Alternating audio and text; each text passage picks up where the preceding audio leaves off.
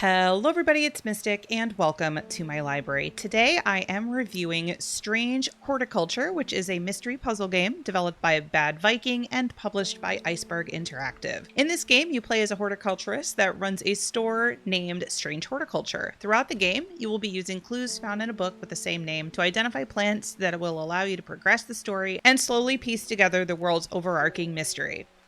At its heart, Strange Horticulture is a puzzle game where you use pictures and descriptions to identify the various plants around the shop, but that is only a small fragment of what you can do in this game. There are many other puzzles to solve throughout the game that involve using other items and talking to other inhabitants of the world. Every puzzle is important to the main story, so make sure you are solving everything. Another thing that is important to the successful completion of Strange Horticulture are your choices as the player and main character. Throughout the story, you will be given choices to make, and those decisions will greatly affect the direction that Strange Horticulture will go by the end of the game. There are 8 different endings, 4 of which are considered good endings, and 4 of which are considered bad. There are also several other important characters to the story that will show up in a biography section. Be sure to pay attention to who they are and what they want from you throughout the game. Also, don't forget about Hellbore, your adorable feline friend who hangs out at the shop with you. Hellbore isn't really part of the story, but you can pet him and he will purr when you do, and in my opinion, that's really important.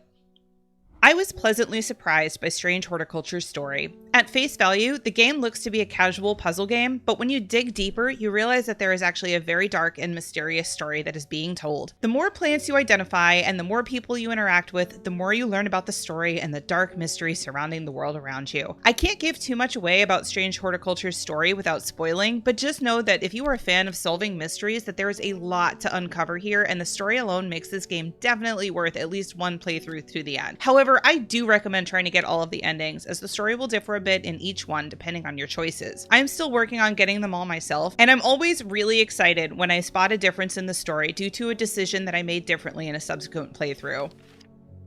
Given the fact that Strange Horticulture's story is dark and mysterious, the ambiance of the game does an amazing job of getting that across with the music, the ambient noise, and the graphic design of the game. While everything has a cartoony appearance, it is clear from the start that it isn't going to be a happy-go-lucky story. Everything is rather gloomy looking with a more muted color scheme. With the exception of the plants that you encounter, all of the characters tend to dress in dark muted colors, and the world itself also comes across a bit dark, and that is by design. The music is wonderful and somber, but when something is happening that is more exciting, it picks up to match the tone that the story is getting across. I also really loved rainy days in this game, as the sound that the rain makes really added to the gloomy vibes and was just really soothing to listen to, while I found a plant that would help to ease someone's fears or help them remember something important.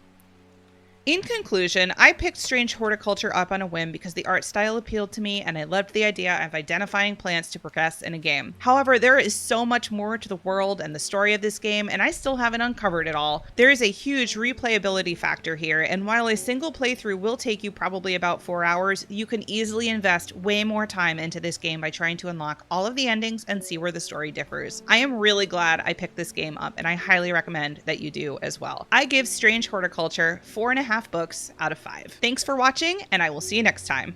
Bye!